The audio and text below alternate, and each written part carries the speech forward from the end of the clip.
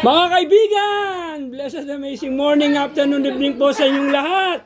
Narito po kami ngayon sa aking kapatid na mabait. Ito po ang aking mga pamangkin na magaganda. Ito, sexy oh. Oh. Yeah. Sige, kwento mga kaibigan. Kwento. Kanina, dal ninyo. Kaibigan.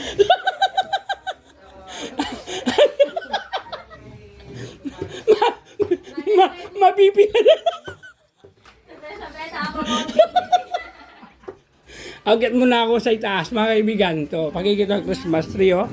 Ganda oh. Yan, magaganda ng aking mga pamangkin eh. Papa Joseph, katagulo. Nano ito? Kamukha ba ni Jennifer? Kuya, kamukha ba ni Jennifer Aligara Santos?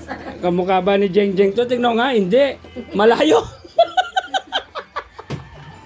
Ito kamukha ni Sarah. Ay, Jelay. Ito si Jelay to. Sige tayo. Ito. Uy,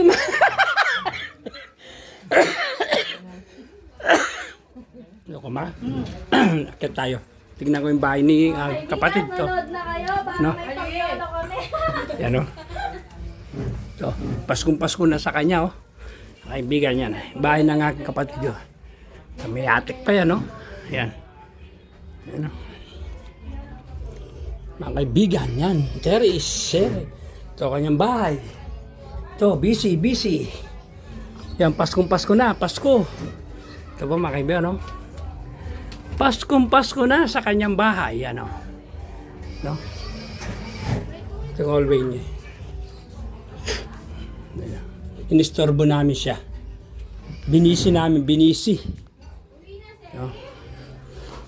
Nagbigay pa tayong galang. Praise the Lord. So, si Apo San Roque. Santo Niño. Crucifix. Ayan na. Yan. Pag meron po tayong sa loob ng tahanan ng mga saint, crucifix na ating Panginoong Jesucristo, lumalakas po ang ating pananampalataya. Hindi po bawal ang mga rebulto mga kaibigan, mga banal. Naging banal po sila sa harapan ng Diyos. Hindi po bawal yan. Oh. Mas paniniwalaan ko pa po ito kaysa sa mga leader nila. Yan. Ito talaga naging banal po sila sa harapan ng Diyos. San Roque.